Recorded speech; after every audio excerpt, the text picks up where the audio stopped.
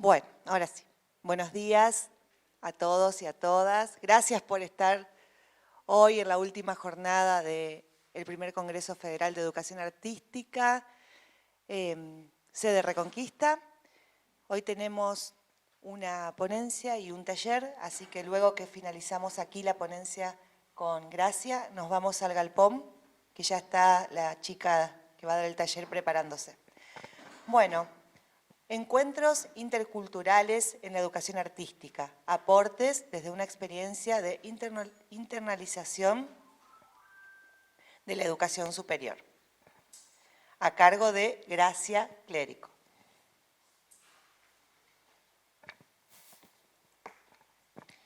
Gracia posee licenciatura en Ciencias de la Educación y en Psicología y maestría en Investigación Educativa por la Universidad Nacional de Córdoba. Es doctora en Educación por la Universidad Católica de Santa Fe. Se desempeña como asistente pedagógica de la Subsecretaría de Educación Artística del Ministerio de Cultura de Santa Fe. Es profesora de Psicología de la Facultad de Humanidades y Ciencias de la Universidad Nacional del Litoral, de Sociología y de Investigación Educativa en los institutos números 4031 y 4064 de Santa Fe. A lo largo de 10 años ha coordinado proyectos que trabaja con estudiantes de nivel superior que voluntariamente desarrollan tareas de apoyo escolar, docencia compartida y talleres de educación artística en las escuelas de zonas vulnerables, en coordinación con la Asociación Cultural para el Desarrollo Integral, que lleva adelante el programa Padrinos Solidarios, con la Asociación Equecos y la Asociación de Artistas Plásticos Santafesinos. Estos proyectos fueron Enseñar y Aprender a Estudiar, aprobado por la Secretaría de Políticas Universitarias del Ministerio de Educación de la Nación, y los siguientes proyectos de interés social aprobados por Universidad Nacional del Litoral: Artes para la Inclusión Socioeducativa de Adolescentes del Barrio Yapeyú, Encuentro Intercultural entre Artistas y Adolescentes de Barrio Yapeyú y Puentes Interculturales entre Adolescentes y Artistas Latinoamericanos. Dirige la investigación Experiencias Interculturales en Internacionalización Curricular en Casa, aportes para la formación integral en la educación superior. Y coordina el proyecto de internacionalización curricular, Encuentro Intercultural en Docencia, Investigación y Extensión para la Internacionalización Curricular de Cátedras de Psicología y Psicoanálisis, aprobado por la UNL. Voy a estudiar mucho esa palabra, voy a estar una semana tratando de decir internacionalización. Bueno, con ustedes, gracias, un gusto y gracias por estar con nosotros.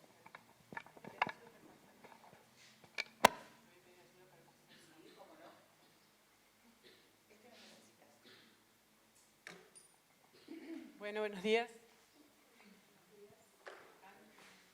Amaneciendo aquí a las 9 de la mañana, todos despertamos temprano para esta última jornada. La verdad que es una alegría poder compartir con ustedes este momento, este segundo día que nos encontramos. Y la intención es poder reflexionar juntos sobre los aportes que nos puede brindar la educación artística en relación a lo que supone la cuestión intercultural. Entonces, en esta presentación vamos a trabajar en relación a tres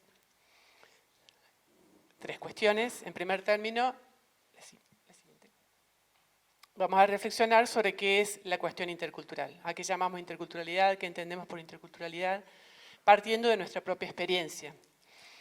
Hacemos entonces, como ayer, que todos se conectaron por internet, una primera actividad individual para recuperar las experiencias que ustedes tienen y sus propias percepciones respecto a lo que significa la interculturalidad. Quizás una palabra bastante ahora en boga, pero al mismo tiempo con múltiples sentidos y significados. Vamos a ver si funcionan nuestros mecanismos informáticos internacionales en este caso.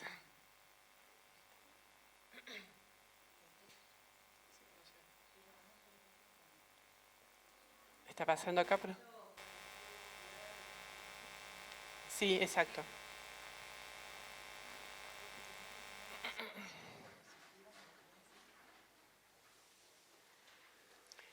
Mientras tanto, todos se conectan a internet, el que no esté conectado lo hace.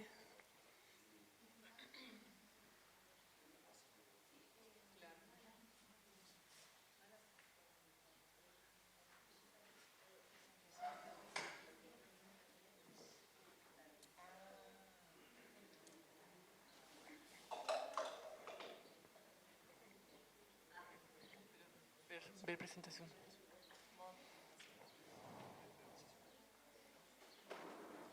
Vamos.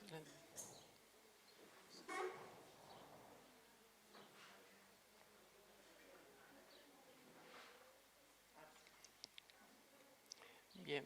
Entonces, como les decía, vamos a trabajar estos tres ejes. La cuestión intercultural, una preocupación, una vida, ¿qué significa? En segundo lugar, la internacionalización de la educación como una oportunidad para generar encuentros interculturales.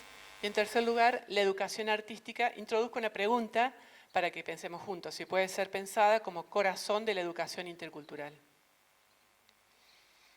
Para comenzar entonces con este primer apartado, los invitamos a responder esta primera pregunta. Muy simple, ¿cuál es la primera palabra que se te viene a la mente cuando pensás en intercultural?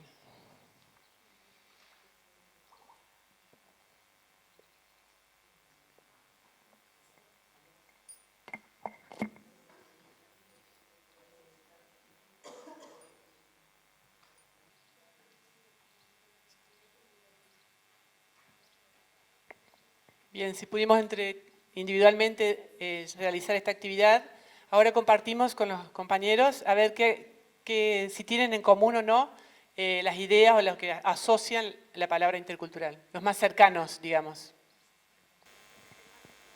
Bien, entonces podemos compartir en primer término lo que vemos aquí, que son sus respuestas.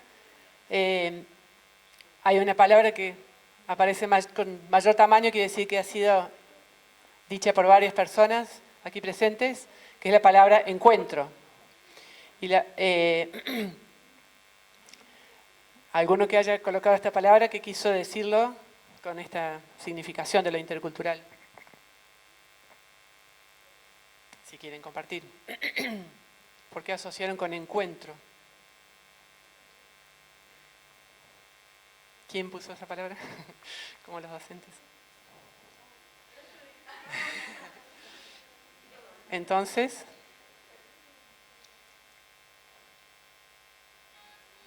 ¿tenés el micrófono para...?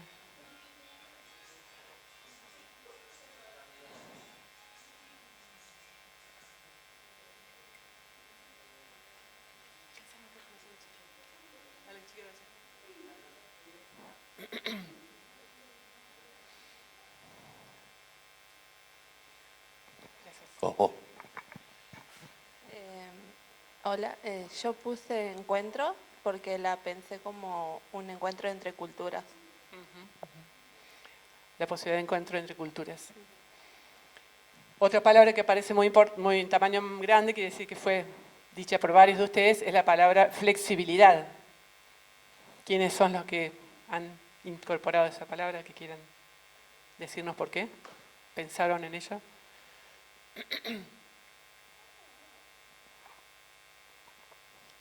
Nadie. Apareció mágicamente. Acá hablábamos, buen día para todos, hablábamos de flexibilidad con las vecinas, compañeras, también de que por ahí lo cultural son distintas formas de ver, de percibir y de sentir el mundo de acuerdo a la cultura en la que nos desarrollamos.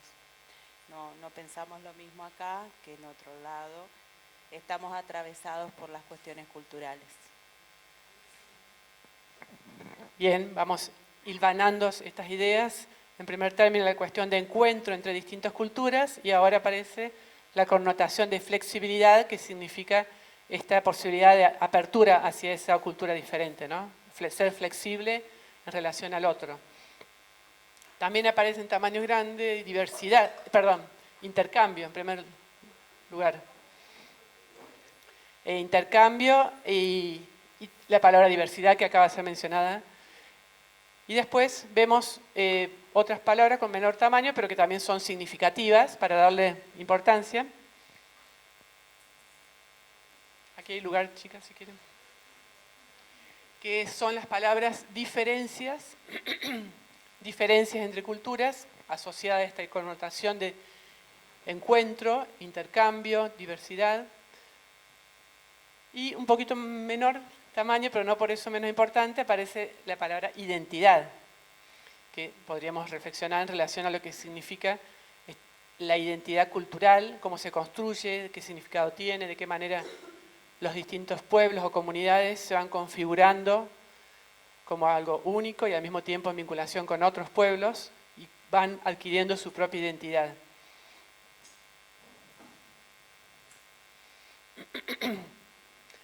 Diversidad, reflexión, relación, diferentes culturas cercanas,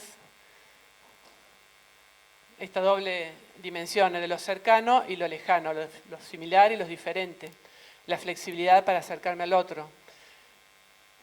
Y hay una palabra también interesante que es la cuestión de diálogos y compartir. El intercultural, esta palabra inter nos está haciendo alusión precisamente a esa dimensión, ¿no? El encuentro entre el diálogo, el compartir con el otro diferente, que me puede enriquecer, que puede ampliar mi punto de vista, mi perspectiva y al cual yo también puedo enriquecer. Bien, entonces esta primera aproximación, ahora vamos a reflexionar en relación a lo que significó pensar esta diversidad cultural. Vamos a ir a la presentación nuevamente.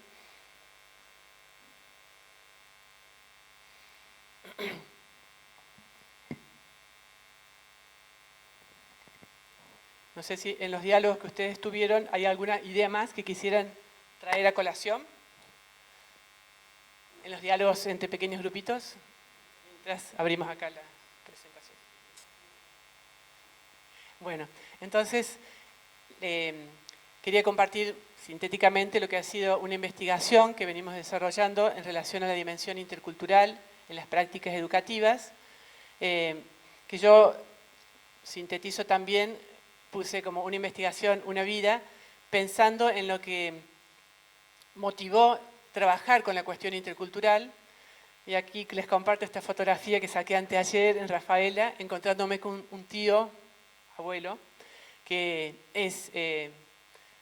me dio a conocer esta foto de mi bisabuelo, mi padre cuando era niño, y mis tíos cuando eran pequeños, que refleja lo que fue en Brinkman, una zona piamontesa, la inmigración de los italianos en Argentina, la llegada de estas familias, la conformación de los pueblos, mis abuelos que hablaban piamontés, mis abuelos paternos que hablaban piamontés, y cual yo lo escuchaba de pequeña, y después el encuentro de mi padre, hijo de piamonteses, con mi madre, correntina, nieta de guaraní, nieta de español, de un español, y esa mezcla entre lo guaraní, lo español, lo italiano, lo piamontés, que conforman el argentino, ¿no? Que somos una mezcla de identidades, de culturas, y cómo eso en la vida cotidiana familiar aparece, ¿no? Entre las culturas de la comida, de la forma de alimentación, bueno, de relacionarse, los vínculos. En nuestras propias matrices estamos hechos de identidades diversas que se entrecruzan en nuestros padres, nuestros bisabuelos. Y bueno, esta motivación también de migraciones, de entrecruzamiento de culturas, llevó a iniciar en mi época de estudiante universitaria, al tercer año por allí, con mis compañeras, estudios referidos a las poblaciones migrantes. Si bien inicialmente yo no sabía que esa era mi motivación, mi historia familiar, después reflexionando nos dimos cuenta que todas las que investigamos ese tema éramos migrantes en Córdoba. Yo soy de un pueblo del interior, me fui a estudiar a la ciudad de Córdoba, del interior de Córdoba a la ciudad, y después me fui a trabajar a Santa Fe, Y todos estos procesos migratorios, al igual que yo, de mis compañeras y de las personas que nos orientaban, nos llevaron a dar cuenta de cómo en la investigación uno siempre se coloca con su vida, con sus intereses, sus inquietudes. También haber atravesado después, mi época de la infancia, el exilio de una tía y mis primos y su familia en la época militar, con todo lo que eso significaba para una familia, ¿no? Que se te vaya de pronto tus familiares, la lejanía, el trauma.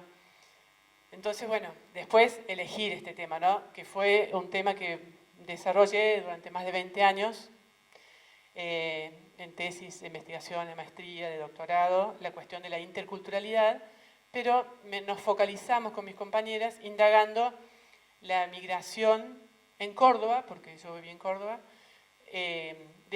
siendo una ciudad de mucha atracción, tanto de otros países vecinos, Bolivia, Paraguay, también ahora se suma Perú, Venezuela más reciente, ¿no? Cuando yo investigué, pero también atracción de poblaciones cercanas, como personas del pueblo, del campo, que van a vivir a la gran ciudad. Entonces, bueno, ¿qué significó esta población migrante? ¿Cómo es vivida por los niños en la escuela? El encuentro con la gran cultura de la ciudad, alguien que viene del campo, de un pueblo. Cuestión que yo, ayer conversando con algunos de los estudiantes, vi que también es una realidad aquí, ¿no? Cuántas personas de los que están estudiando en Reconquista vienen de un pueblo cercano, del campo, se trasladan, como ayer compartían la experiencia los estudiantes para poder acceder a la escuela.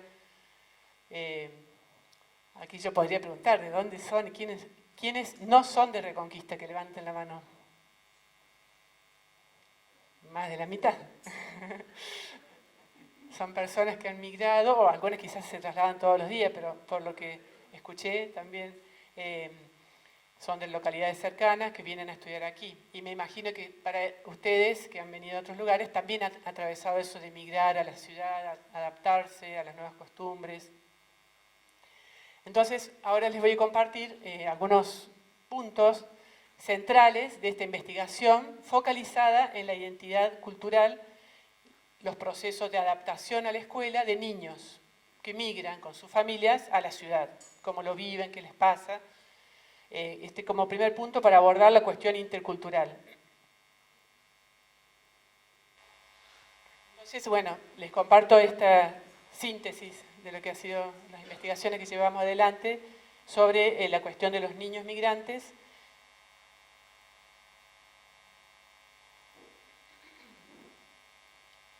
En esta imagen que vemos un poco borrosa, como yo estudié dibujo, incorporé todo lo que es el arte también en la investigación de distintas maneras.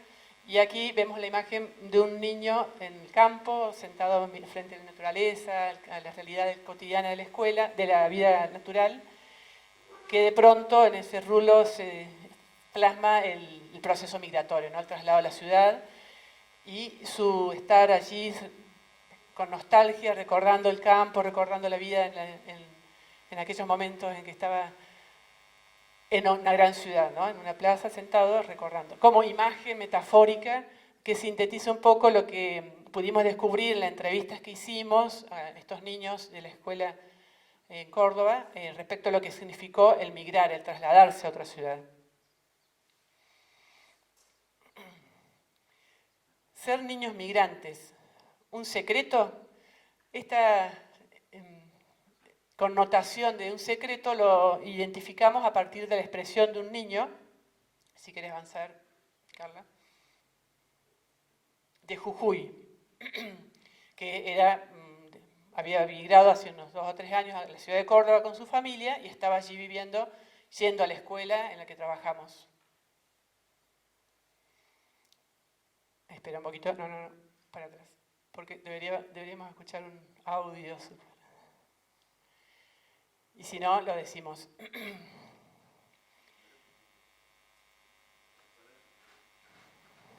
Estamos a full con la tecnología acá. Paciencia. Esa. ¿Por qué será un secreto ser migrante? A ver, vamos a generar la expectativa.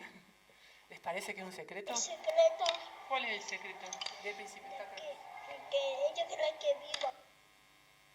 Empezó un poquito el audio, un poquito más tarde. Y decime, Benjamín, ¿Tu maestra sabe que vos no sos de Córdoba?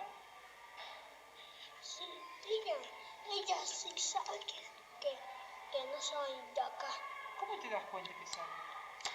Porque aún no le dije. Porque ella cree que yo vivo aquí, pero no es cierto.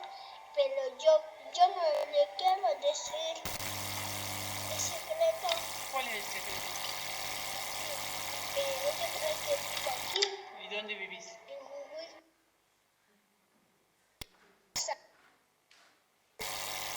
Pero no sé, yo juego a la Play con mis amigos. Yo tengo la Play 2. ¿Y los chicos saben que vos no sos de Córdoba? No saben. ¿No saben? ¿No le contaste a nadie? No, yo soy. Es secreto.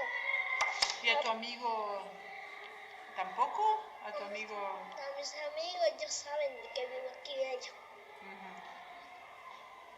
Porque ellos viven en Jujuy. Claro. ¿Y acá tenés amigos? Sí. ¿Y los amigos de acá saben que vos sos de Jujuy? No. No, no le contaste. Porque es secreto. ¿Y por qué es un secreto? Porque no quiero que se enteren. Después van a ir a Jujuy porque, ¿sabes?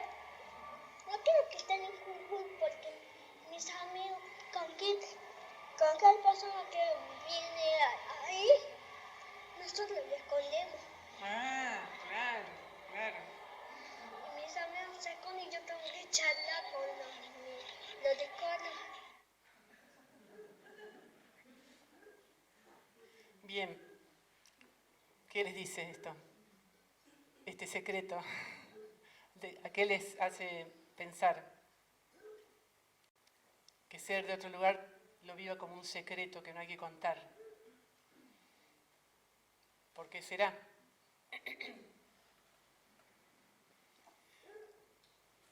Entonces, lo que pudimos identificar realizando esta investigación en una escuela del centro de Córdoba, pero a la cual acudían estudiantes, familias enviaban a sus niños de distintos lugares de procedencia, como les dije antes, de otros países vecinos, del campo, de las ciudades del interior de Córdoba, y también de otras provincias, porque Córdoba es un polo de atracción de otras provincias por ser campo industrial, educativo.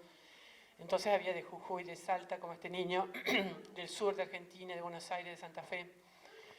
Y aplicamos una serie de instrumentos, incluyendo mucho el arte como instrumento de investigación. Utilizamos los títeres, que fue una herramienta clave para poder entrar en diálogo con ellos, generar una empatía, una cercanía, un momento más lúdico y no tan centrado en ser investigado, qué te pasó cuando migraste. Entonces, a través de los títeres, los niños expresaron mucho de lo que nosotros nos asombraron, digamos, de cómo podían relatar cuestiones que quizás en la entrevista nos decían, tengo un montón de amigos, y cuando hacíamos la entrevista con el títere, nos decían, el títere, no el niño, acá no tengo ningún amigo, no logré hacerme amigo, me cuesta mucho. Entonces nos dimos cuenta que el títere podía ser un instrumento de acercamiento muy importante para la investigación. Y también aplicamos algunas técnicas gráficas, dibujos, diseños, donde ellos colocaban, por ejemplo, pedíamos que dibujen el paisaje y después analizábamos si dibujaban el paisaje de la nueva localidad de Córdoba o de su lugar de origen y por qué, le preguntábamos a ellos. Le hacíamos dibujar los grupos de compañeros. A veces niños que estaban en Córdoba, viviendo allí, nos dibujaban sus compañeros de escuela del lugar de origen y no los compañeros actuales, dando cuenta que aún no se habían arraigado a la ciudad, ¿no? Estaban con la añoranza de sus compañeros del lugar de origen. Y en esta diapositiva un poco lo que vemos es las cuestiones que aparecieron como recurrentes en la experiencia migratoria infantil. ¿Qué significa para ellos migrar? Aplicamos estos instrumentos en 2 periodos distanciados por casi 2 décadas, en 1993 y después en el 2013, los mismos instrumentos. Y eso nos permitió comparar si había diferencias o no, siendo que pasaron tantos años, qué es lo que tenía en común como esencia el fenómeno migratorio infantil, la experiencia de migrar. Y las cuestiones que encontramos en común fue, en primer lugar, esto de la experiencia de armar y desarmarse, ¿no? Que significa desarmar su identidad, sus amistades, su forma de estar en la escuela de origen para ir a una nueva escuela, armar nuevos amigos, entre comillas. En el cual un punto central que aparecía en las entrevistas es la mudanza. Lo que más me acuerdo es la mudanza, cuando trajimos los muebles, los juguetes, los tiramos todos, no había lugar, dice una niña de 9 años. A mi perro no lo traje, después me avisaron que se murió de pena. Toda esta connotación, ¿no?, de la pérdida en la mudanza, en el traslado. El viaje o los múltiples viajes, porque también identificamos en estas experiencias que muchos de estos niños habían atravesado más de un viaje, varias migranzas, recorrer, volver, ir a un lugar, después ir a otro. No era el viaje, ¿no? ¿Qué te acordás cuando te mudaste? Yo mucho no quería, éramos siempre como gitanos. Lo peor fue dejar a los amigos. Un recuerdo feo, que siempre tenemos que ir a otros lugares, perder amigos, eso. Entonces también, ¿no?, la connotación de la pérdida de amistades asociada a esa migración, por el hecho de que ya no está más con ellos, ¿no? Y asociado también a esto la experiencia de ser extranjero. No, esta experiencia no era solo para quien viene de otro país, la extranjería apareció caracterizada en varias de las entrevistas, también del niño de la propia provincia de Córdoba, que se trasladaba a la gran ciudad, del campo a la ciudad, de un pueblo. Muchos me molestaban porque era extranjero. ¿Y qué te hacían? Me lanzaban de un lado para otro. Los golpes de los compañeros, identificamos hasta expulsiones de un niño boliviano que se defendió a los golpes con sus compañeros que se burlaban, y la maestra no tuvo mejor reacción que hacerlo expulsar al boliviano y no a los compañeritos que lo golpeaban, ¿no? Identificamos muchos fenómenos de discriminación, no solo de los compañeros, sino también en relación a las posiciones educativas, ¿no?, de los docentes. Y como aspecto positivo, que nos llamó mucho la atención en todo este recorrido, eran los múltiples aprendizajes a los cuales se asociaban este proceso de inserción al nuevo lugar. Por ejemplo, al llegar a la escuela estaba nerviosa porque no sabía dónde ir. Me daba vergüenza de decir algo que se habla como en Perú y acá no. ¿Y a vos no ser cordobesa te molesta? No, ¿por qué? Porque como que cada uno tiene su forma de ser, ¿no? A mí me parece lo mismo, ser o no ser, que son la misma cosa, con diferentes palabras.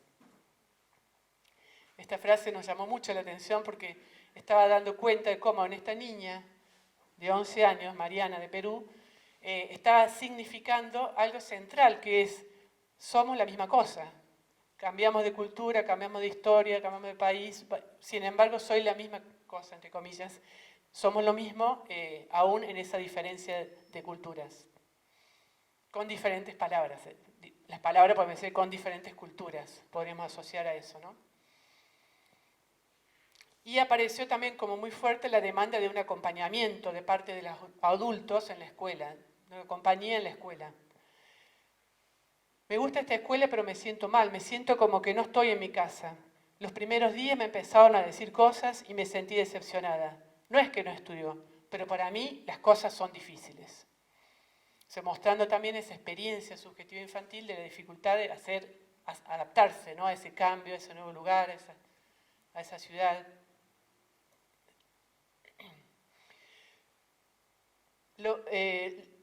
Frente a esta realidad, esta mudanza, este cambio, encuentro con una cultura diferente, y por eso también la posibilidad de generar encuentros interculturales, vimos la adaptación activa de estos niños, cómo se generaban estrategias para poder integrarse a la nueva sociedad, tomando una posición muy activa, ¿no? A mí me gusta cómo es la vida allá. Allá tenés la vida más libre, podés jugar, tenés espacio, lugares. La verdad es que siempre quiero volver, nos dice un niño de 12 años. Cuando llegué del campo, lo primero que vi es que aquí no saben ser amigos. Allá es como que si estuviera más unión. Acá no te ayudan a sentirte bien. Fíjense la experiencia de cómo son recibidos por los compañeros, por los amigos nuevos en esta ciudad, ¿no? Cómo es vivenciado por estos niños.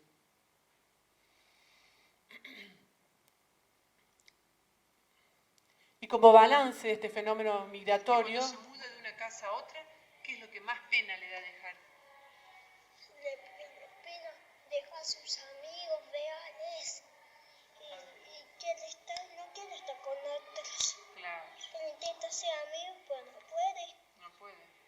Solo quiere estar con nosotros. ¿Y qué gana cuando se muda a venir a Córdoba? Nada.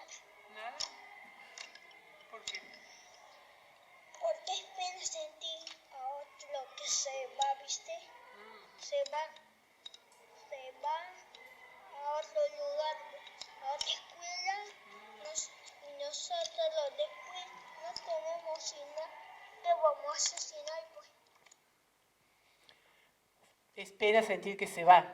¿Qué vamos a hacer sin él, pues? También en esa pregunta, que era proyectiva, que nos muestra su propia experiencia, ¿qué gana cuando se muda a vivir a Córdoba? Nada. ¿Qué pierde? Todo. Le da pena dejar a sus amigos reales, fíjense. Con la connotación, los amigos reales están allá. Los de acá no tiene amigos, ¿no?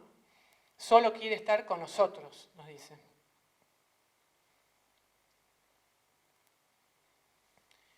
Y nos pudimos detectar como un factor central este encuentro, este niño que viene de otro lugar a esta nueva cultura de la gran ciudad, un equipaje, ¿no? Que las teorías nos dicen, el fenómeno migratorio se caracteriza por un equipaje de ida, que sería como la mochila con la que llega este niño con su familia, marcado por su lugar de procedencia. Vimos muchas diferencias según el lugar de procedencia, las características culturales, la modalidad migratoria infantil, las causas de la migración, que podían ser muy diferentes, algunas ligadas a la cuestión económica, otras vinculadas a problemas familiares, algunas veces rupturas, la mamá que viene, el papá se queda, y eso aumentaba también la dificultad de la adaptación por el trauma de la separación.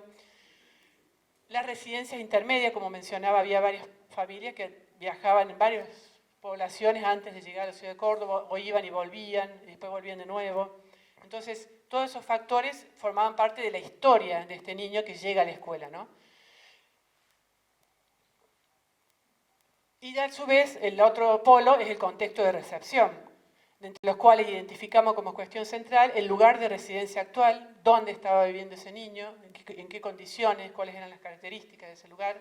Algunos vivían en el centro, en inquilinatos, en pensiones, hasta conseguir una casa más permanente en algún barrio. A otros estaban viviendo en villa. Encontramos niñas viviendo debajo del puente, recién llegada a Córdoba, no tenían dónde estar alojados. Entonces las condiciones eran realmente infrahumanas, ¿no? Y cómo esto también afectaba y aumentaba el impacto negativo de este fenómeno migratorio. La movilidad escolar, había niños que habían pasado por 5 o 6 escuelas, de 8 años, jardín en una. Entonces, ¿qué significaba esto? Como adaptación, como aprendizaje, en un lugar la maestra te enseña un lado, en otro el otro, los compañeros son unos, son otros. ¿De qué manera la escuela lo recibía, ¿no? La posición de los actores, cómo se posicionaban. A veces los docentes ni siquiera sabían que el niño era de otro lugar, ¿no? Cuando comenzamos la investigación, fuimos a la escuela, pedimos los registros a ver qué niños no habían nacido, encontramos 60 niños. Fuimos aula por aula para conocer a estos niños, pedirles que nos cuenten algunos datos, y algunos levantaban la mano, pero a mí señor no me dijo. Resultaban ser 100 niños de los 500 alumnos de la escuela, que la escuela no registraba ese dato, si eran o no migrantes, dónde habían nacido, como algo secundario, digamos, no era de interés. Y los propios alumnos nos dijeron, pero señor, yo también nací en otro lugar. Entonces, bueno, cómo la escuela se posiciona frente a este fenómeno, ¿no? De un niño que procede de otro lugar, de otra cultura. Entonces, como hipótesis central, planteamos, ¿no?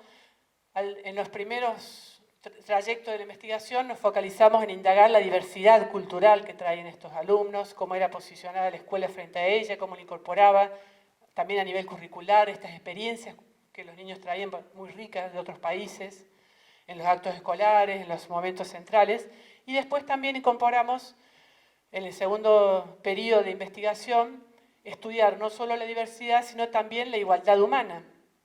¿En qué sentido? Que estos niños, antes que migrantes, son niños. Entonces tienen las mismas demandas, la misma necesidad que todo niño, ¿no? Para llegar a esta conclusión hicimos una investigación acá en la provincia. Yo trabajé en ese periodo en el Ministerio de Educación, en un programa provincial de investigación. En 50 escuelas, una muestra públicas y privadas, urbanas y rurales. Como yo estaba con el tema migratorio, aproveché y metí la pregunta de la migración, y ahí hice una comparación estadísticamente testeada por los equipos del ministerio, y se me desarmaron todas mis hipótesis porque había más similitudes que diferencias entre el niño migrante y no migrante en relación al rendimiento académico, a sus posibilidades, a sus adaptaciones curriculares. Entonces empezamos a ver el otro polo. Había diferencias, pero también había cuestiones comunes. Y para poder avanzar en esa clave pedagógica de que para educar en contextos interculturales es necesario considerar ambas dimensiones. La diversidad cultural, pero al mismo tiempo aquello que nos hace igual al otro, que nos acerca al otro, nuestra condición humana.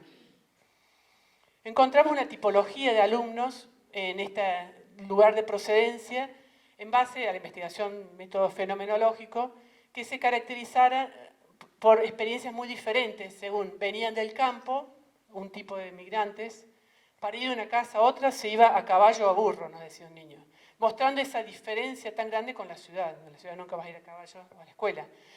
Y sin embargo esa experiencia distinta, ¿no?, de contacto con la naturaleza, con los animales. Ser del interior de Córdoba, allá está el paraíso, nos dijo un niño de Cruz del Eje. Acá es un desastre. Siempre la connotación del paraíso allá. Si se cambia de provincia, ahí sí que es más complicado, nos dijo una niña de Mendoza. También mostrando cuando las diferencias, inclusive del habla, la forma de las tonadas. Para un extranjero hay más responsabilidades. Hay que aguantarse los insultos. Fíjense, ¿qué nos dice este niño de Bolivia? ¿Qué está expresando con eso? ¿No? Por detrás, ¿qué nos está mostrando? Que recibe insultos, burlas, discriminación y él la posición de aguantarse, ¿no? Ser norteño cuando los recuerdos quedan en el alma. Y acá, dentro de las diferencias culturales, apareció como muy diferente, una marcada caracterización de aquellos niños que venían del norte, no solo de Argentina, sino también norte de Latinoamérica, los países cercanos nuestros, ¿no? Bolivia, Paraguay, Jujuy, Salta, en donde había un fuerte arraigo a la tradición cultural de su lugar, a las fiestas, a la cultura propia, y extrañar mucho esas características. Acá para que ustedes vean que la mayoría venían de otra provincia en los dos periodos que trabajamos, pero se duplicó el porcentaje de alumnos que venían de otro país, aumentó la población extranjera.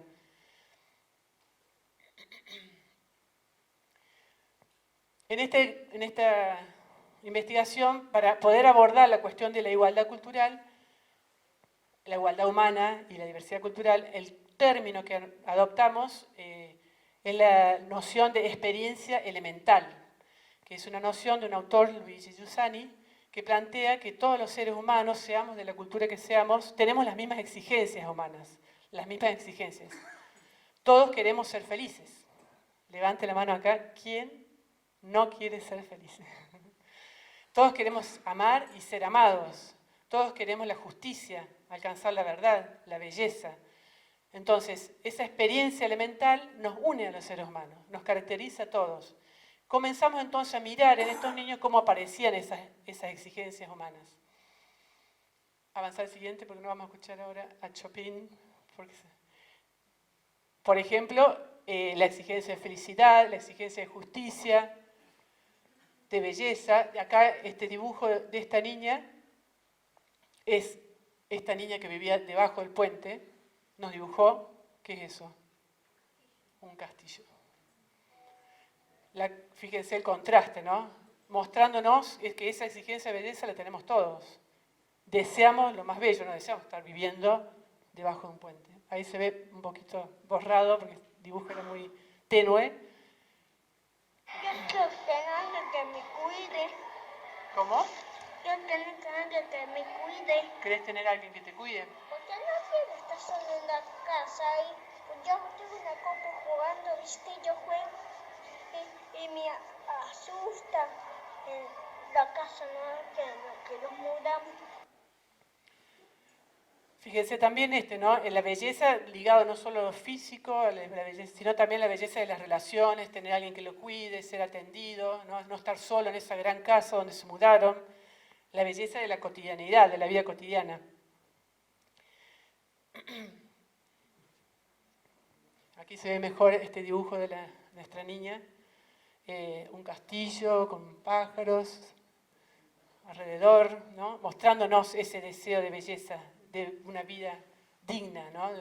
Con condiciones.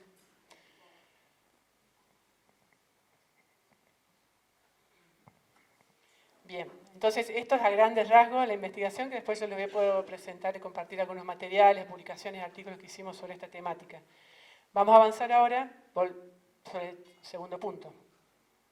Si tienen alguna pregunta sobre que acabo de terminar, me pueden hacer. impacto, una impresión?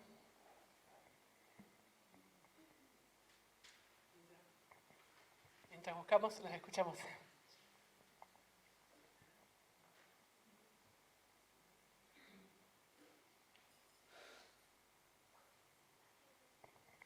¿Será que estas cuestiones interculturales aparecen también acá, están en nuestra realidad? ¿Por qué? Hay un micrófono, ahí te lo trae. Bueno.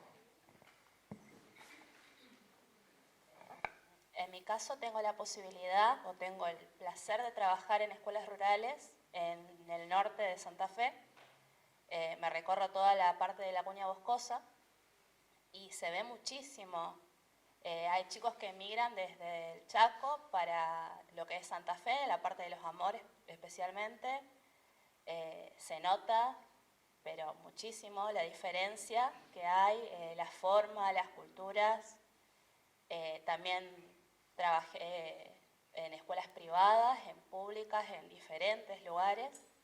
Se ve mucho el emigrar de un pueblo al otro y también la diferencia se marca ahí. O sea, tenés un pueblo que está más al norte y uno que está a unos 50 kilómetros y tenés diferencia. También te encontrás con padres que se van y dejan a los hijos solos y los chicos es como que luchan por ir a la escuela. ¿Se van a otra ciudad? Sí, es más, hay padres que se han ido a Córdoba y han dejado sus hijos. Y los chicos quedan ellos a cargo de los hermanos. ¿Y cómo haces en esa situación? Ya son adultos, niños adultos. Son niños que terminan siendo adultos. Haciéndose cargo de la familia. Y después también tenés las cuestiones de las familias ensambladas, después también tenés la cuestión de decir, te lleva a pensar, porque uno por ahí quiere un futuro mejor y tiene esa idea de, bueno, me voy a ir a otro lado porque voy a conseguir más trabajo, porque voy a estar mejor, pero uno no se da cuenta tampoco de la que viene atrás del niño, de sus emociones, de sus sentimientos, de lo que es. Incluso se ve acá en las escuelas públicas por ahí que un niño viene de otro barrio y te encontrás con esa diferencia de no, con él no te juntes porque él es de allá. Es interesante esto que vos compartís porque nos muestra que también es una realidad cotidiana aquí, ¿no? En nuestras escuelas de la zona, de la región, en todos lados. cómo impactan estos niños.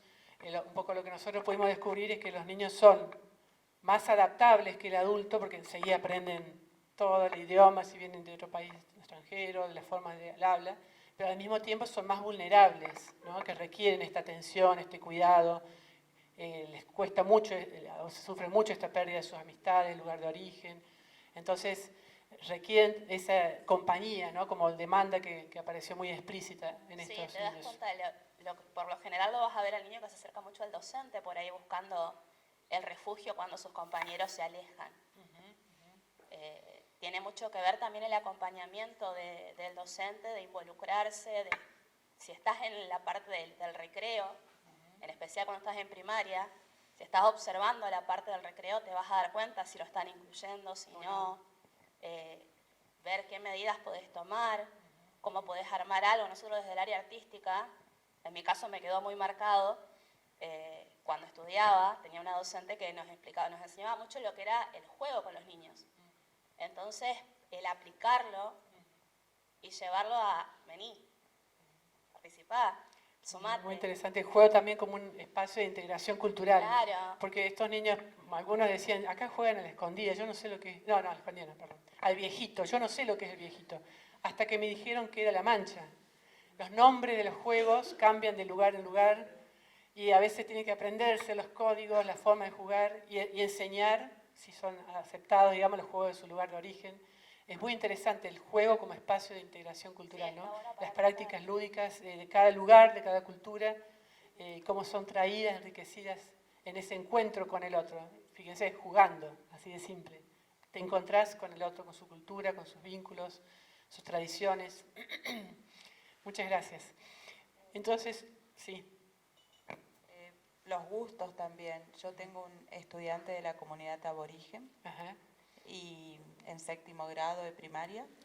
Y bueno, yo me doy cuenta cuando conversamos sobre los gustos, las cosas que consumen o que miran, de que él tiene otros gustos, otras formas de jugar, consume otro tipo de series, de producciones, arte, cine, a comparación de los niños que no son parte de la comunidad. Él es hijo de un cacique, así que, bueno, le cuesta por ahí porque, qué sé yo, sus compañeros ven anime, por ejemplo, y él no está interesado en esas cuestiones. Y eso también es bueno que por ahí uno lo vea y esto que vos compartís a mí me amplía la mirada sobre qué le pasa a él como estudiante. Qué interesante experiencia poder incorporar también en el aula esa cultura que él trae de su comunidad, enriquecerse con ese bagaje de tradición cultural de la población, de su familia, ¿no? De familia de origen. Bien, entonces en este intento de compartir el recorrido también queríamos avanzar a un segundo paso, que es esta palabra difícil, como decía Carla, la internacionalización de la educación como oportunidad de encuentro intercultural. La internacionalización es algo que está inicialmente en la educación superior, sobre todo en ámbito universitario, pero también en nuestro país en nivel terciario, es algo más reciente. Inicialmente se desarrollaba cuando un estudiante iba a otro país por un intercambio, a hacer un tiempo de estadía, después volvía, un profesor iba a dar un curso a otro país, se internacionalizaban en el sentido de poder recorrer otras tradiciones académicas y traerlas de ese país. Pero en los últimos años se ha generado una tendencia muy creciente, que es la de internacionalización en casa, se denomina. Que los estudiantes y docentes, estando en su propio país, tienen contacto con otros países extranjeros, ¿no? Estudiantes de otro país. Contactos virtuales que en el tiempo de pandemia se vio muy enriquecido. Ahora les voy a contar un poco la experiencia que yo tuve por la oportunidad de utilizar más la virtualidad para generar estos intercambios académicos entre estudiantes de distintas universidades. En el caso mío, como trabajo en la universidad específicamente, les voy a compartir esta experiencia que desarrollamos en cátedra de psicología a la que pertenezco, entre Argentina y Brasil. Nació a partir de una amistad con profesores de otro país y decidimos compartir material, intercambiamos un poco la bibliografía. Y después la universidad hizo una convocatoria de proyectos de internacionalización curricular, se llama, que es introducir esta dimensión de posibilidad de encontrarse con otro país en nuestras cátedras, en nuestros programas. Y les voy a contar ahora en qué consistió esa internacionalización y por qué planteamos la hipótesis. Y quería compartirlo con ustedes también porque podría ser una oportunidad a desarrollar también en el ámbito del instituto. De hecho, por ejemplo, el Instituto de Música de Santa Fe tiene un proyecto de internacionalización con cátedras de música de Brasil, de música popular. Y los estudiantes hacen trabajos conjuntos virtualmente, comparten la sonorización, cómo es la música de acá, la música de allá, desarrollan juntos productos musicales en ese intercambio cultural que se ve muy enriquecido. Acá en este mapa vemos ubicado en las universidades en las que están participando en este proyecto de Argentina y de Brasil, en donde pudimos llevar adelante, inicialmente con una universidad, después otra, después se sumó otra, y se fue ampliando la red de profesores del área de psicología que llevamos esta propuesta. Sí. Ahora son 5 universidades de 2 países que compartimos una misma experiencia. Parece algo medio grande, quizás demasiado amplio, pero lo que tengo como, digamos, como consejo es que es algo que se puede llevar adelante, no es algo imposible de realizar. En caso de estas universidades son de Santa Fe, acá ven una vista panorámica de la universidad y de la ciudad. La Universidad de Entre Ríos, la UADER, que está cruzando el puente, no el puente, sino el túnel. Y después de Brasil hay 3 universidades, Belo Horizonte, una ciudad que está ubicada en Minas Gerais, Mina de Oro, una zona muy marcada por la esclavitud africana que fue llevada para las minas, entonces hay mucha población afrodescendiente, con todo lo que esto significa de cultura, riqueza cultural a nivel musical, a nivel artístico, también como lo que significa como experiencias históricas de discriminación que han sufrido.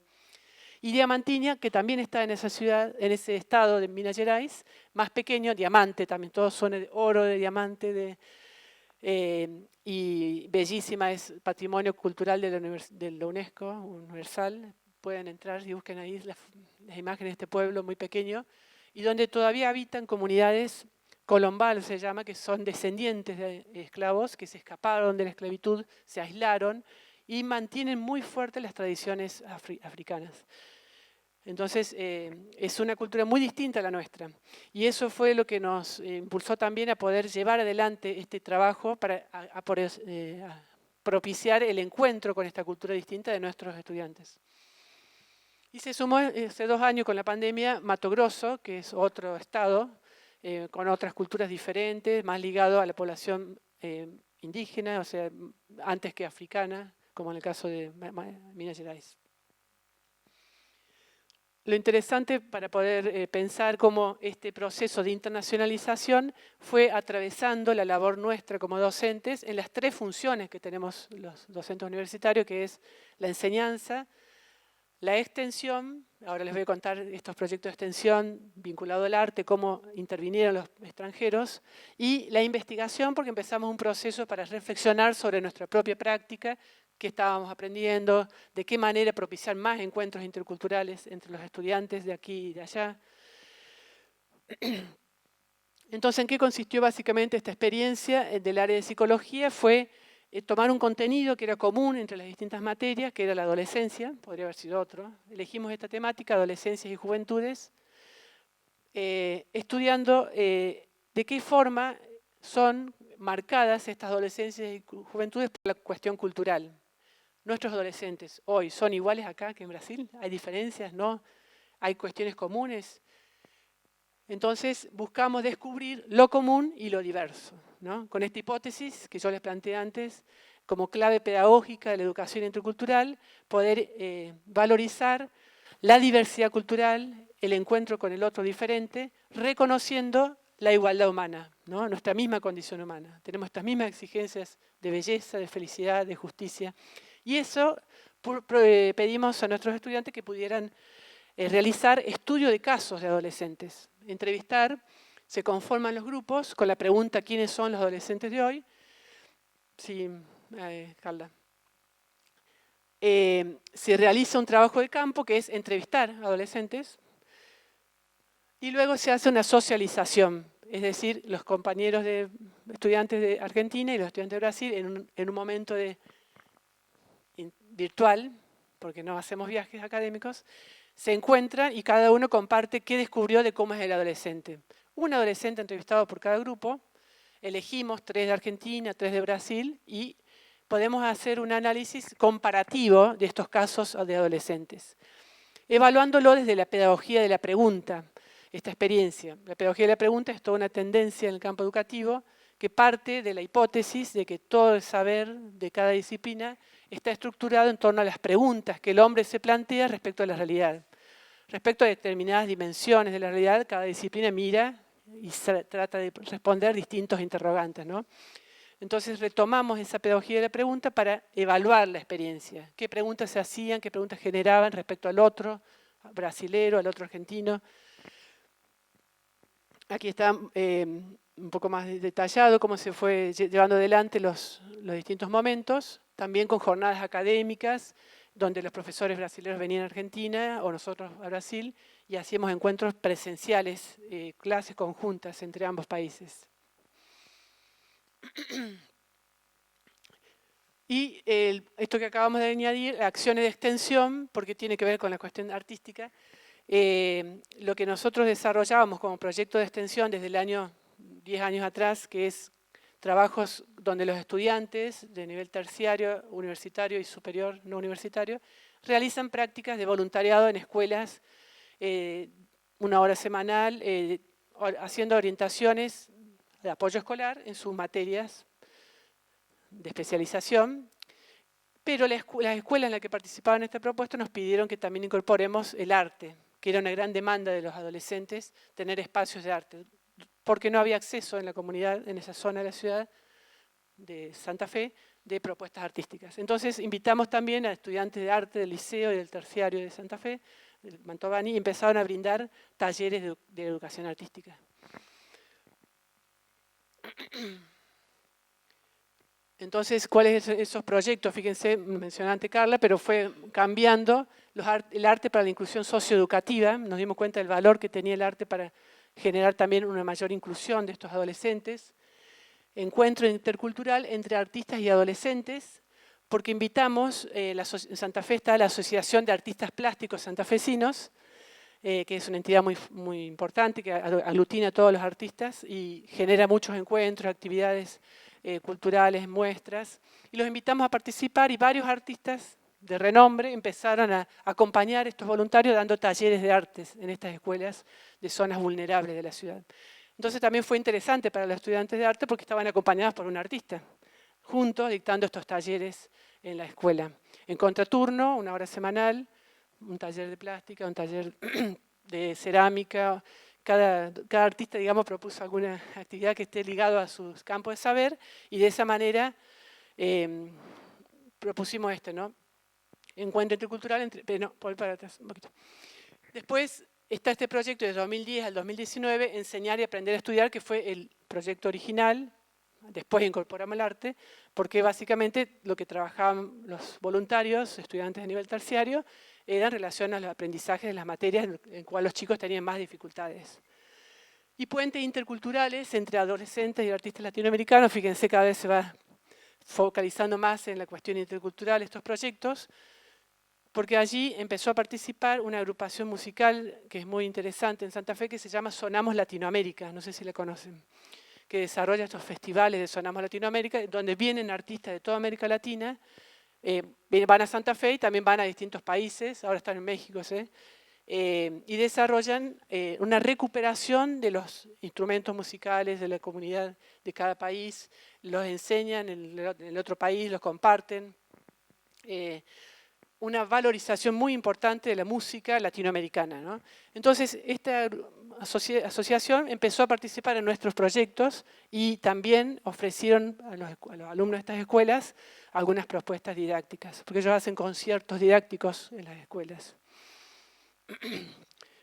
Entonces, como ven, el arte apareció como una demanda. Es muy interesante para pensarlo, para ustedes que están estudiando arte, que los adolescentes quieren participar en propuestas de arte, les interesa, les gusta, piden eso, lo demandan. Entonces también está, como decías, la posibilidad del arte de ofrecerles esta alternativa, esta oportunidad de acercarse al arte, ¿no? El proyecto inicialmente, este voluntariado que les estoy compartiendo ahora, nace como una demanda de una asociación cultural que ya tiene 20 años en Santa Fe para el desarrollo integral, que lleva adelante un programa de padrinos solidarios, que es un programa en el cual más de 500 niños y adolescentes de Santa Fe, Tucumán, Salta, Buenos Aires, distintas instituciones educativas, son apadrinados por personas que voluntariamente quieren mensualmente ofrecer una cuota mensual de dinero, y coordinado por la escuela se les ofrece a estos adolescentes o niños para fomentar su inclusión educativa, ¿no? En sus necesidades educativas. Por ejemplo, en tiempo de pandemia, estos padrinos lograron sostener la conexión a internet de los chicos, que fue algo tan imposible de acceder para muchas familias. Entonces, este padrinazgo solidario nos solicitó, como a nosotros, docentes universitarios, que coordinemos alguna actividad para atender el alto fracaso escolar de estos adolescentes, ¿no? Repetición, deserción, ustedes saben que es muy alto el índice en las escuelas de chicos que dejan, que no pueden seguir, y a veces por una falta de acompañamiento no pueden pagarse un profesor particular, por ejemplo. Entonces estos voluntarios empezaron a darle estas clases de apoyo y de esa manera conseguimos acompañar esta demanda de padrinos solidarios en relación al acompañamiento de estos adolescentes santafesinos. Bueno.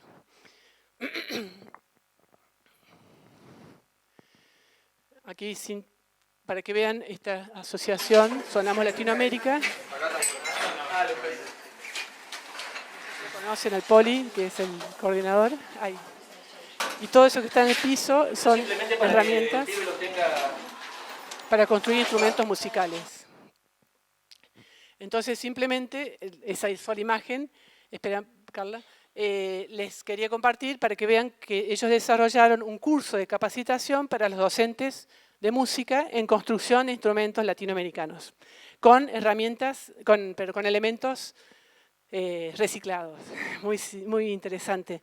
Y yo lo cursé como, no soy de música, sino de artes visuales, me enriquecí muchísimo aprendiendo esto que ellos transmiten como una gran inquietud por la oportunidad que ofrece el arte para la integración latinoamericana, ¿no? Para la integración, la incorporación de la cultura latinoamericana, enriquecernos con esos otros, en este caso, instrumentos que son muy desconocidos para nosotros en Bolivia, en Ecuador, que es lo que utilizan como música. Y bueno, para terminar, quisiera compartir este testimonio de 3 voluntarios que hacían esta experiencia en la escuela, también porque pienso que les puede motivar, digamos, a pensar alguna iniciativa de esta naturaleza en el instituto, ¿no?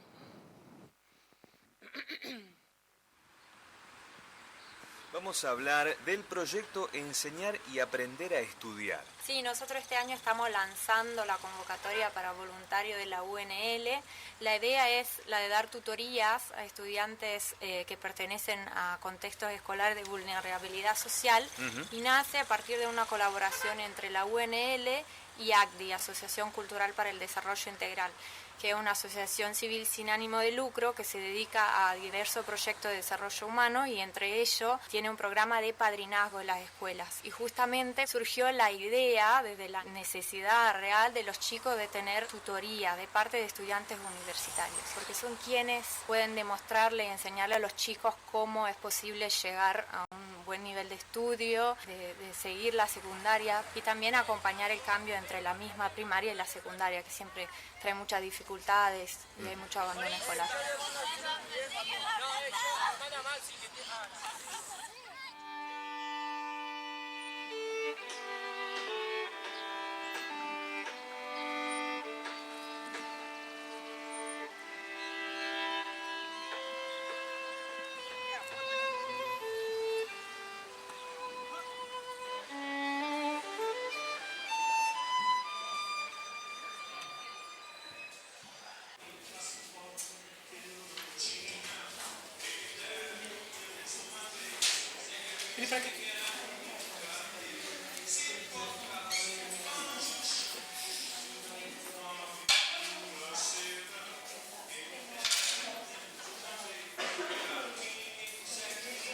¿Eso qué es? Oi, Yuri, ¿vos escuchas? Aquí estamos con los alumnos. ¿Vos veis? Viendo un grupinho de voluntarios y estudiantes de psicología. El profesor Yuri Elia Gaspar es docente de la Universidad Federal del Valle de Jequitinhonha, en Mucurí. Él viene compartiendo la actividad con nosotros porque tiene como objetivo poder favorecer que ustedes como estudiantes tengan contacto con docentes y estudiantes extranjeros y podamos enriquecernos con el aporte de otra realidad, de otro país, como es Brasil, ¿no? E o que eu tenho trabalhado com o grupo de voluntários aqui é justamente mostrar uma complexidade maior da vida dessas crianças. Nosotros tenemos trabajado con estos voluntarios es precisamente mostrar una complejidad mayor en la vida de estos niños. Porque muitas vezes olhamos para essas pessoas somente por aquilo que lhes falta. Porque muchas veces miramos a estas personas solamente por aquello que les falta. E a partir desse olhar, ou a gente paralisa porque não consegue resolver o problema do outro, Y a partir de esa mirada o nos paralizamos porque no conseguimos cambiar la realidad del otro, ou reduzimos ele àquela realidade e dizemos, esse aí não tem solução. o bien reducimos esa realidad y terminamos diciendo, esto acá no tiene solución. Mas quando nos abrimos e propomos uma relação educativa em que a gente olhe o outro como pessoa, Pero cuando nos abrimos y proponemos una relación educativa en la que le propongamos de que miremos al otro como persona, conseguimos apreender na experiência essa complexidade. conseguimos aprender en la experiencia esa complejidad. Antes de ir al barrio tuve una capacitación, hablamos un poco sobre los estereotipos y todo lo que se decía del barrio. La primera vez que le dije a mi mamá que iba a inscribirme al voluntariado, agarró y me dijo, ahí te vas a ir. De que me iba a encontrar con un ambiente así como hostil, ¿viste? Hostil, tenso, ¿viste? Miradas desafiantes, no, nada que ver. nada que ver. Los chicos están acostumbrados a que vayan voluntarios, entonces no fue alguna persona rara que caiga así a tu aula y te genera cierta incomodidad, sino no, como que fue todo súper fluido, por así decirlo. Estaba en cuarto año y la profe de cuarto me dice, ¿qué te parecen los chicos? Un desastre, ¿no? No, más o menos, le digo. Me dice, bueno, me dice, no sabés lo que son los de primero. Me dice. Entonces ahí como que se me prende una alarma y digo, bueno, ahí quiero ir, ¿me entendés? A ver qué tanto es. Entonces voy y no, tampoco era tanto. Entonces es por ahí un poco dejar de lado lo que dicen los demás y contar a partir de la experiencia. Eso es lo importante, no los estereotipos ni nada, ni te van a robar porque no es así. Incluso ya con tantas veces que vas, le agarrás cariño al barrio, ves las calles y ves una vida tan sencilla que te querés quedar ahí, que querés seguir trabajando y apostando por eso.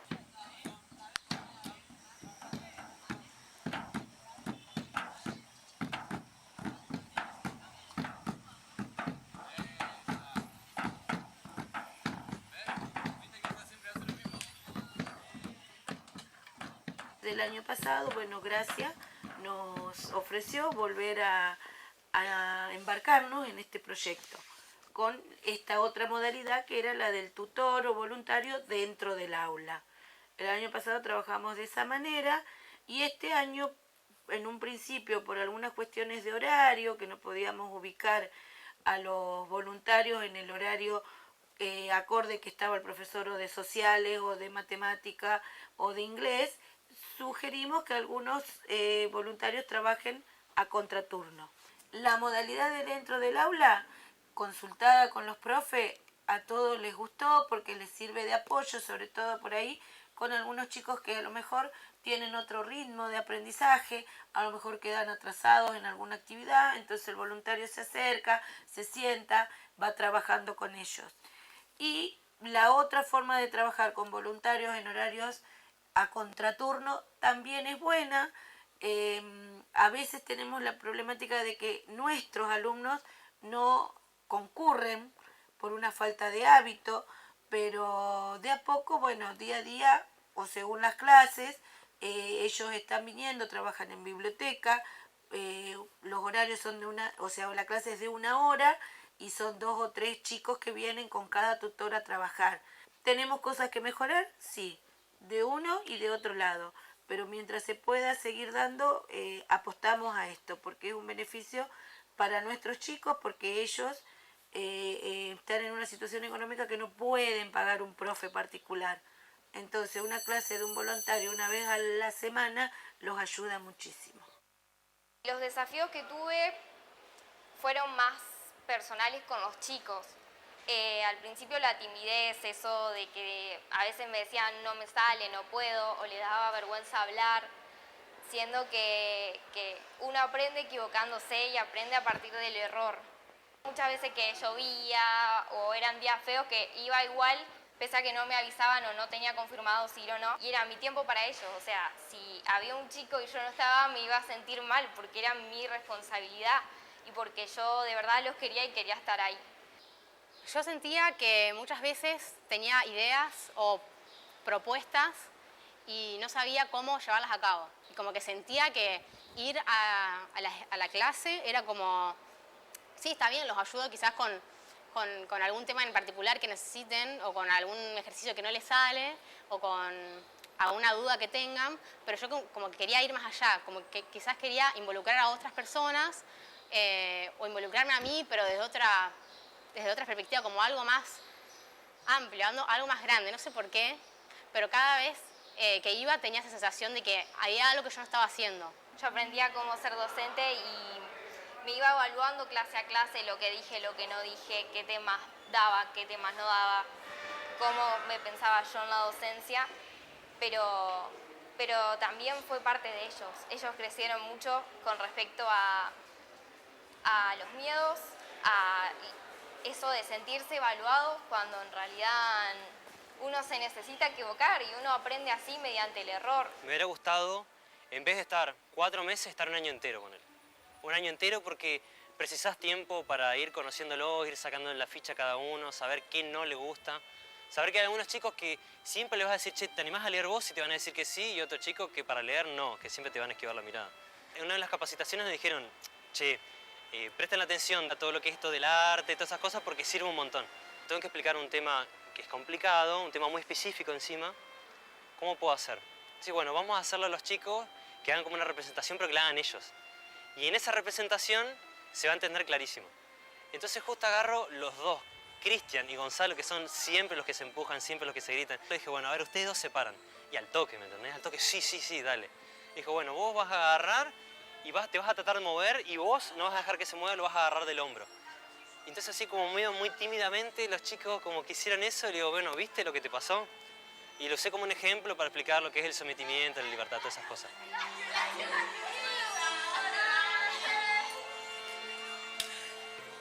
Cuando hicimos las evaluaciones, uno de los chicos dijo, me gustó mucho que el profe haya agarrado y haya usado 2 alumnos para explicar un tema. Entonces como que, bueno, sirvió, ¿me entendés? Si no, como que el profe se esmera en quedar bien, en usar un buen lenguaje, y el chico no entiende.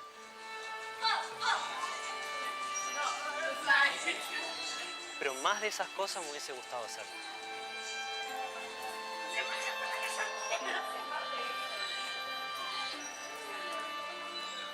Se me ocurrió hacer un juego con una lana que era un ovillo y vos decías algo que querías contribuir al grupo y algo que querías llevarte del grupo y después pasabas la lana a otro compañero. Y así formando toda una especie de telaraña. Recuerdo de esa conclusión final, ellos estaban contentos con sus compañeros y querían que todos tuvieran un futuro brillante y también te das cuenta quizás todos los días no te dan ganas de saludar o todos los días no te dan ganas de compartir algo o todos los días no te dan ganas de preguntarle al otro cómo está.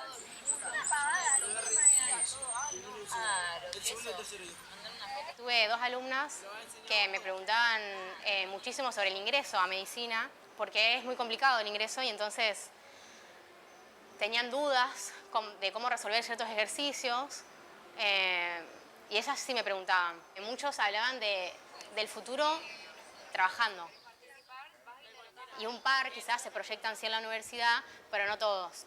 Entonces como que yo siempre intentaba aconsejarlos en ese sentido. Probá a ir a la facultad y si no te gusta, luego trabaja de algo que sí te interese, ¿no? Pero no perdés nada, o sea, porque muchas veces te cargas con esa presión de no, me tengo que recibir o si voy a la universidad es para recibirme y muchos chicos no y terminás aprendiendo un montón de cosas y luego trabajando de algo que también se relaciona o nada que ver, pero aprendiste algo que te lleva más allá de una persona que ya terminó la secundaria y listo. Creo que eso es importante también. Biología es para obstetricia, así que no te va a servir. Vos ahora en febrero vas a estar cursando los cursos de articulación generales, que son problemática universitaria, ciencia... Eso de que es un montón de cosas al mismo tiempo. Eso del voluntario, es un montón de cosas al mismo tiempo. Porque es ir a explicarle a chicos de barrio. Cuando vos explicás, tenés que comprender bien, porque si no, no vas a poder explicarlo de entrada. Entonces te sirve, sea que estudie físico-química, sea que estudie abogacía, contabilidad, ir y a un chico más chico, tener que bajar el contenido, te termina sirviendo a vos. Muy recomendable la experiencia porque creo que es una forma de hacer algo concreto para que haya más chicos en las universidades, más escuela en la universidad y más universidad en las escuelas. Que esa diferencia es abismal entre una escuela y una universidad. Y por ahí nosotros los mismos estudiantes nos damos cuenta de eso. ¿Cómo podemos nosotros ayudar a la educación? Que no es un problema que nos es ajeno, sino que lo vivimos como estudiantes, lo vivimos como alumnos de las escuelas secundarias. Cómo hacer que sea mejor y hacer crecer al país y ser más humanos en ese sentido. Y se necesita también profesores que sean humanos, ¿no? ¿Qué tipo de profesor quiero ser yo según mi experiencia? Hacernos esa pregunta. Porque somos personas, no somos libros. Entonces, sí, la emocionalidad está en nosotros y no hay que dejarla a un lado cuando estás estudiando. Escuchando las voces también de los protagonistas es como que nos pone más, más cercano a lo que es la experiencia, ¿no? De este encuentro que se puede dar entre estudiantes, trabajando en un barrio, en relación a ofreciendo un tiempo y al mismo tiempo el enriquecimiento con profesores de otro país que capacitaban a estos voluntarios, brindando una mirada, lo que significa, ¿no?, el trabajo en comunidad, el mirar lo que está y no lo que falta, como decía este profesor brasileño, Yuri, siempre miramos lo que falta y no nos damos cuenta de lo que está en el otro, ¿no?, valorizando lo que existe, las potencialidades, las riquezas, como una posición educativa, ¿no?, de tener en cuenta al otro por lo que es.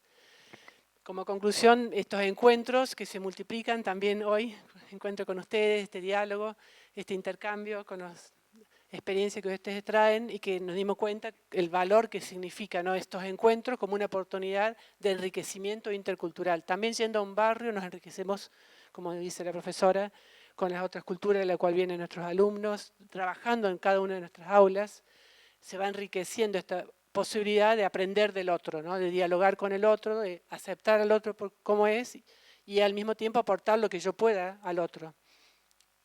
En síntesis, se nos abren nuevas oportunidades, ¿no?, que para como enfatizar esta posibilidad de encuentro intercultural en una red colaborativa como se generó en este caso con instituciones del medio, la Asociación de Artistas, Sonamos Latinoamérica, ACDI, las escuelas del nivel superior, primario y secundario, la universidad. Se genera esta red que enriquece la posibilidad y la oportunidad de generar encuentros interculturales, ¿no? Y en este caso, atravesado por la estrategia de internacionalización del currículum, que ahora es algo muy accesible por el gran, digamos, por la gran oportunidad de las nuevas tecnologías, ¿no? Tener contacto con un profesor de otro país, generar propuestas conjuntas, intercambiar materiales, estrategias. Pero fundamentalmente el gran valor que ponemos en el centro es que esto aporta a una formación integral de nuestros estudiantes y nuestra misma también como docentes. Una amplitud, una ampliación de nuestra mirada, este enriquecimiento a partir de del encuentro con estos otros, ¿no?, que es un otro yo, diría. Para entonces estas referencias bibliográficas, que son los textos que trabajamos, si querés el siguiente, lo pueden, no, anterior, lo pueden ahí tener este listado de obras o textos que pueden bajar de internet, sobre todo si quieren trabajar la cuestión intercultural y educación, la cuestión de internacionalización, las experiencias. Y bueno, preguntas, inquietudes. No sé si habrá. Estamos recontra atrasados. Ah, bien. Entonces, La profe nos está esperando hace un allá. rato ya, así que, Bueno, entonces terminamos. no sé si pudieron acá escanear. Mil disculpas, pero No, sí, estamos atrasados. La profe ya está allá con todo preparado esperándolos, así que muy bien. un fuerte aplauso. Muchas gracias.